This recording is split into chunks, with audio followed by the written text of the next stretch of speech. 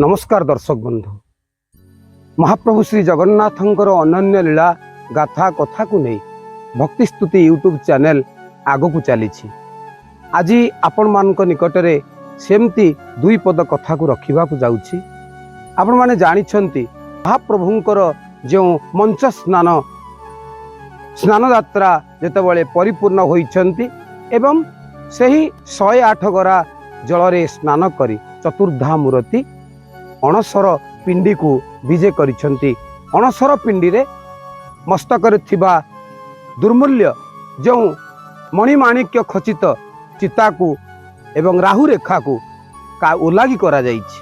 भंडार घरे रखी दिया जाइछि एवं तत्क्षणात ताटी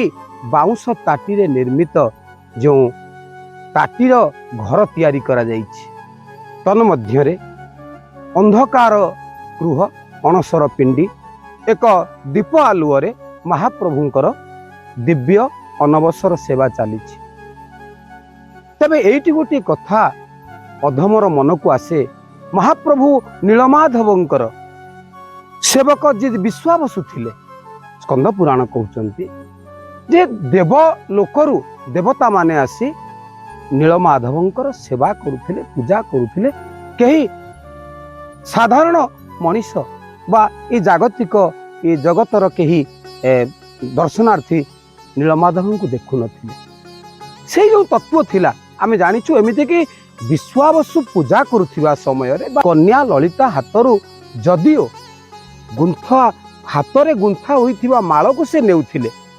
किंतु निजर कन्या को बा परिवार वर्ग को कहा को से नीलमाधव को देखै नथिले। सेही परी वर्तमान जो अणसर पिंडी रे चली सेवा आश्चर्य कथा। आमे कहूचु 120 प्रकार सेवा बा वर्तमान 119 प्रकार सेवारे महाप्रभु जगन्नाथ सेवित हेउछंती। तेबे कुआडे गला सेही पढ़ियारींकर पुष्पालक सिंगारींकर पूजा पंडांकर आउ जो नीति सबु पान भांगी दौथिले हड़प नायक, चामर आलट व्यजन घंटा घंटा बैठिया ये सबु सेवा चली। जेमिति अवकाश नीति जेमिति घंटा घंटार निनाद कहीं से सेवा 119 प्रकार सेवा वर्तमान कहीं केवल गोटिए जी अछंती दैतापति पति महापात्र तांकरी द्वारा महाप्रभु चतुर्धा मूर्ति पूजित हेउछंती। अणसर ताटी भितर को एकमात्र दैता एवं पति महापात्र ही जीवे, अन्य केही जाई परिबे नहीं। छतीसा निजो समस्ते बाहरे। यह केवल दिने दुई दिन नुहे, दीर्घ 15 दिन। तेबे कौन ये नीति एमिति कौन होई गला समस्ते मानिबा को बाध्य। भारतर जे कौनसी विशिष्ट व्यक्तिटीए वर्तमान आसिले मध्य जेते बड़ साधु सन्थ एमिति कि जगतगुरु जीए अछंती पीठाधीश शंकराचार्य आसिले मध्य वर्तमान अणसर पिंडी भितर को कहारी को जीवा पाई नाही अनुमति। तेणु ये जहा जना पड़ुछि जे विश्वावसुर सही तत्व को महाप्रभु ये 15 दिन लीला करुछंती। जे मोर भक्त मते एते भल पाउथिला मो कली जुगरे तारी तत्व को तारी लीला को 15 दिन हेले मध्य रचना करिवि। ये गोटे भाव कहीं अधम मन भितर आसुची। आउ गोटे कथा रहिला जे अणसर पिंडी जेउठी नाही 60 पौटीर संभार बल्लभ। आपण माने जानिछंती अवकाश नीति पर बल्लभ ठारू आरंभ करी काल धूप भोगमंडप, दीपर धूप भोगमंडप, संध्या धूप भोगमंडप, बड़सिंहार एमिति 60 पौटी 56 भोगी ठाकुर कहीं जगन्नाथ महाप्रभु चतुर्धा मूर्ति भाई भौणी सहित से अछंती ताटी भितरे 60 पौटी अन्न व्यंजन को ग्रहण करूना। आउ आपण माने देखिबे जो माळ चूल पदक गभा कर पल्लव हृदय पल्लव झुंपा एवं बसुणी नाकचणा अलका ये सब पुष्प संभार गुड़िक ताहा मध्य वर्तमान देखा मिलूना कौन अच्छी केवल धला फूल टिके बासना फूल टिके खाली महाप्रभु श्रीअंग देउछंती दैतापति माने जहाँ सूचना मिले यही तो देखी पारिबे नहीं आउ आउ कौन अच्छी बड़ कथा हेउची जो जगन्नाथ जो श्रीमंदिर जो बड़ ठाकुर बड़ शांत कला ठाकुर आमर गीत गोविंद शुणिले उठंती गीत गोविंद श्रवण कले शयन को जीवे पहुड़ हेबे एवं बड़छता मठ महंत तांको सहित तांकर सेवायत माने पखाउज गिनी खजनी धरी महाप्रभु को सुआई दियंती गीत गोविंद पढ़ी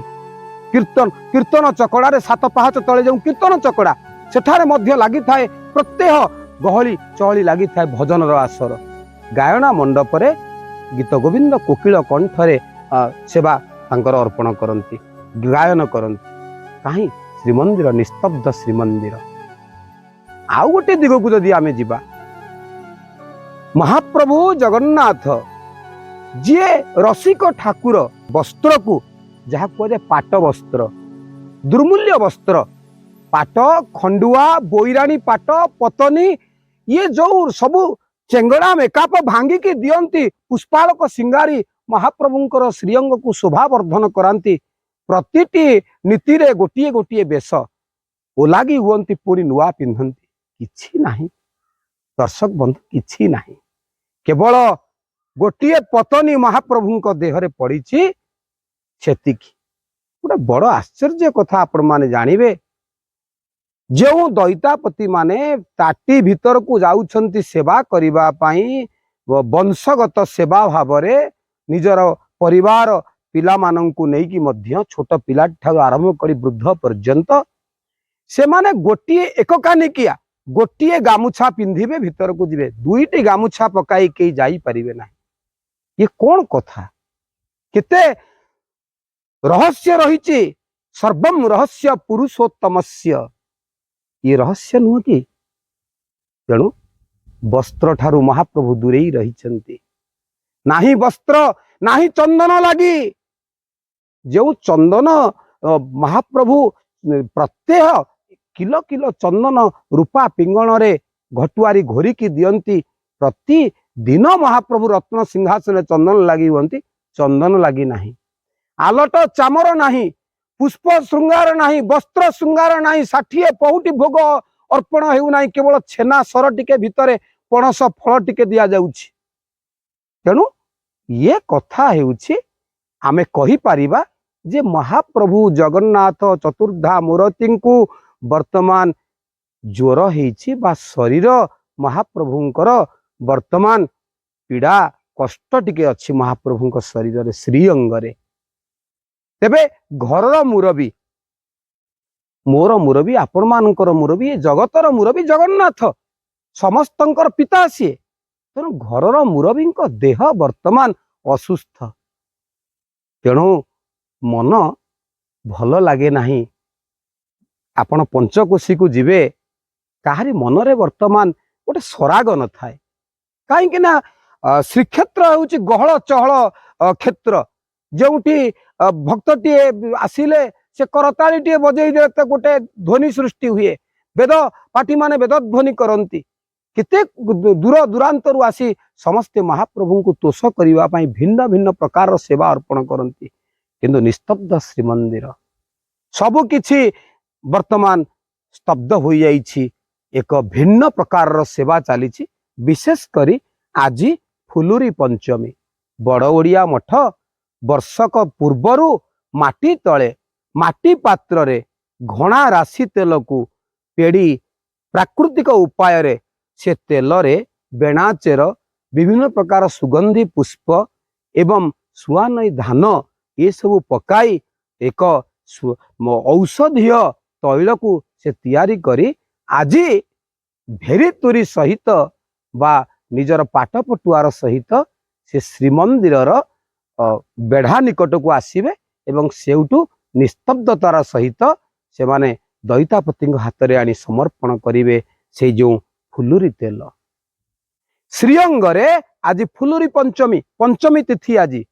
पंचमी तिथि रे अणसरर जो कृष्ण पक्ष पंचमी तिथि रे महाप्रभु श्रीअंग रे फुलुरी तेल घसा जाए। आज रात्र 12टा 2टा पर्यंत दईता सेवक माने महाप्रभु श्रीअंग रे जेमिति घरर कौनसी सदस्य असुस्थ थिले तांको देहरे टिके तैल मर्दन करा जाए उपशम पाई। महाप्रभु को आज सेमती दिव्य से सुगंधित एवं औषधीय तैल को फुलुरी तेल को आज मज्जन करिवे। तेणु यही जो सेवा ये सेवार अधिकारी होउचंती आम महाप्रभु। सी रहस्यमय ठाकुर। केतेबेले आमे भाबुथिबा जे राजकीय ठाणी रे महाप्रभु रहउचंती वर्तमान केमिति अछंती। तेणु सी समस्तंकर ठाकुर से सूचई देउचंती अरे ये जगत रे तो बहुत देवता मानकर निवास तीर्थ धाम सब रही किंतु जगन्नाथ आमरी परी आम मानकर जीवनचर्यार एक प्रमुख देवता भावरे जगतर नाथ जगन्नाथ आज विश्ववासी को जणई देउचंती मते जर होईछि मते ज्वर होईछि मते ज्वर होईछि मु काहारी को देखा करिबि नाही मते केही देखिबे नाही मु एक स्वतंत्र प्रकोष्ठ भितरे अछि मो शरीर सुस्थ हेले ए जगत को मु पुणी निजर दर्शन देवी। ए जो अणसर समय रे जगन्नाथ महाप्रभुंकर दिव्य विग्रह को केही देखंती नाही। एइथि पई स्कंद पुराण स्पष्ट करूछंती जे तत पंचदशाहानि 15 दिन स्नापयित्वा तुमांग नृप जेतेबेले स्नान बेदीरु आसी 15 दिन अणसर घरे रहुछंती विरूपम अभिरूपम बा मोर सेई विरूप हेउ कि स्वरूप अभिरूप हेउ सुंदर रूप हेउ ऐश्वर्यमय रूप हेउ आकु न पश्यतु कदाचन आकु केही देखिबा उचित नुहे। देखिले महापाप सेति पई जगतवासी केही देखंती नाही महाप्रभु जगन्नाथ को। एमिति कि श्रीक्षेत्र रे कौनसी कांथरे जदि गोटे पट्टचित्र जगन्नाथ महाप्रभुଙ୍କର अछि से कपड़ाटी ढांकी दियंती। यही तत्व को आमे एथिरु बुझिबा जे सीए भक्तर सी दिन दरिद्रर सी समस्तंकर सी आमरी परी तांको शरीर को आसीछि आज ज्वर पुणी आम महाप्रभु भल होई जिवे घोष यात्रा को आसीबे आमे नवजौवन दर्शन देखिबा आनंदित हेबा। रहुछि जय जगन्नाथ।